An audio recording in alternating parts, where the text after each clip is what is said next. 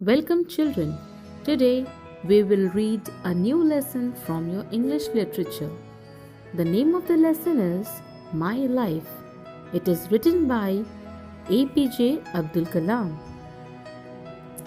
It is an autobiography. An autobiography is an account of person's life written by that person. In this lesson, we will come to know about life of a former and late President APJ Abdul Kalam. The lesson takes us back to the childhood days of APJ Abdul Kalam. The story begins when Abdul Kalam's mathematics teacher came to their house and all the family members rushed out to greet him and invited him inside. APJ Abdul Kalam's mathematics teacher showed a loving gesture of encouragement. All the family members were present there. His teacher praised him for scoring well in mathematics. He said that not only in mathematics, Abdul scored well in all the other subjects. So, children, from childhood itself, we can see that Abdul Kalam was a very intelligent boy.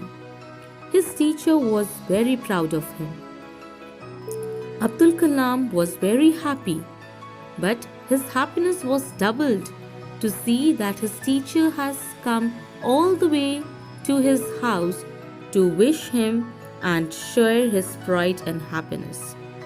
Abdul Kalam's school was small but had many such teachers who taught their students with love and care. Later that evening, Abdul Kalam's mother made poli, a flat chapati shaped sweet famous in Tamil Nadu, to celebrate the good result and the score that Abdul Kalam has got in his exams.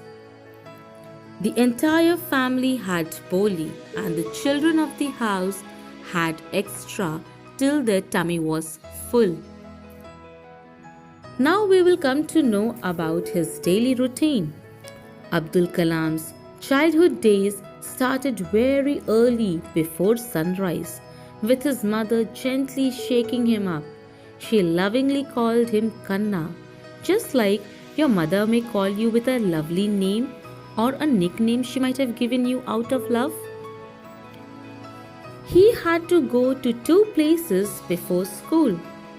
One was the Arabic tuition along with his brothers and sister, where they learned to read Quran. Next, he went to mathematics teacher's house who took special class for promising students like him. There, Abdul Kalam loved to learn about rules, patterns, additions, subtractions, multiplications too. He was now learning complex problems. His favorite subject was mathematics. After his tuition classes, Abdul Kalam ran back home to enjoy hot meals as no one in their school carried tiffin box or water bottle.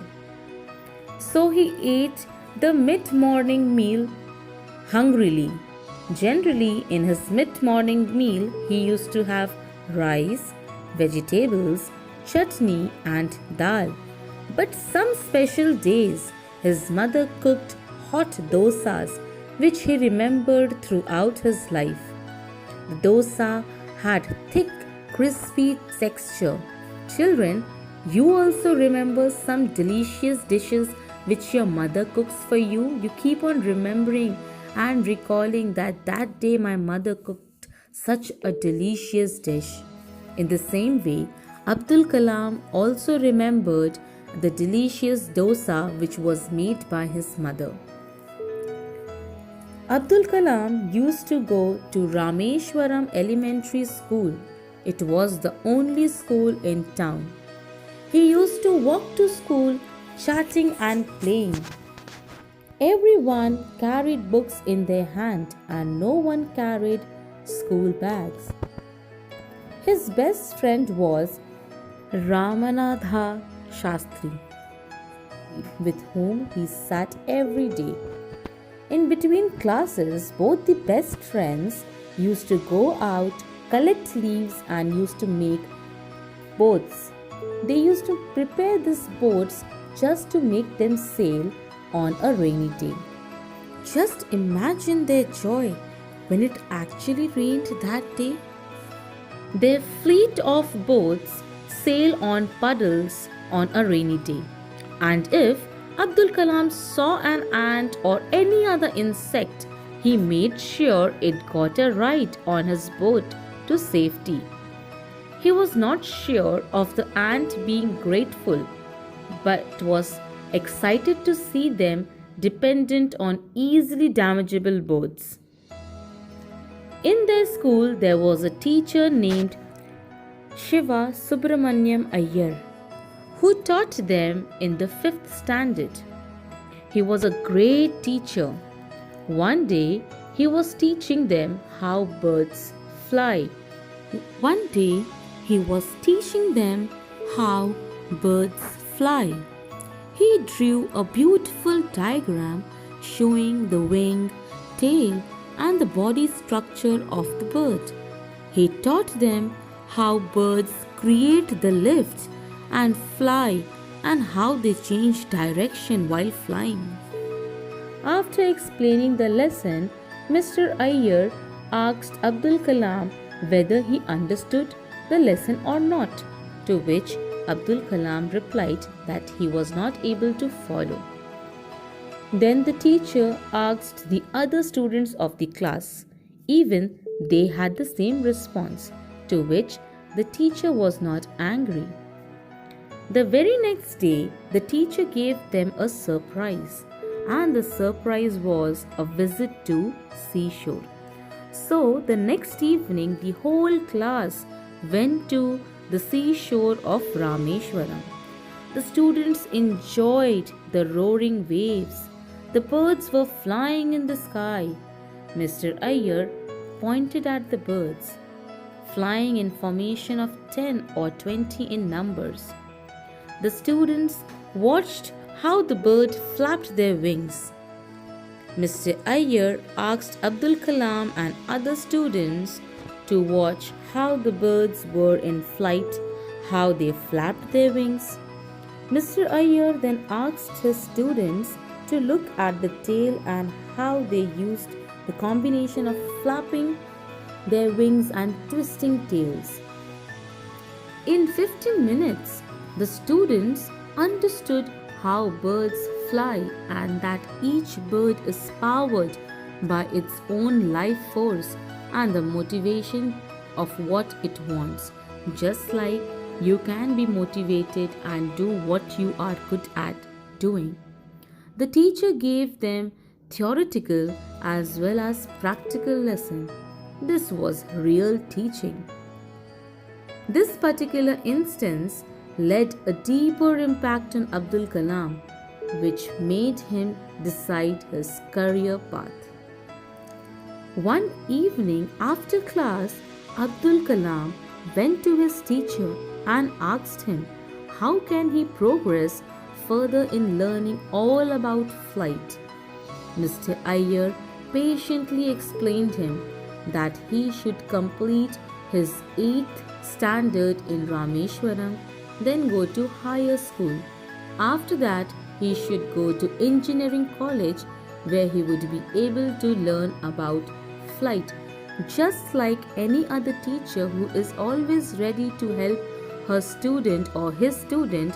Here, Mr. Iyer was also ready to help his student whenever they need him. Abdul Kalam spoke about his dream and ambition to his father, because before doing anything, you need your parents' permission. At the age of 15, he moved to Schwartz High School in Ramanathapura. Saying goodbye to familiar streets was difficult for Abdul Kalam. It was not easy Neither it is easy for me and you to leave a familiar place and go and settle in a different place. He was scared of going away from place where everyone knew him and he knew everyone.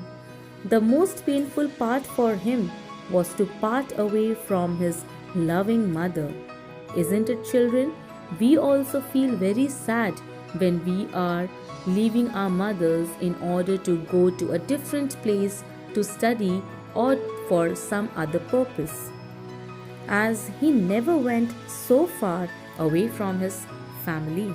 His brothers Jalaluddin and Shamsuddin went along with him to Ramanathapuram to help him settle down in the new place.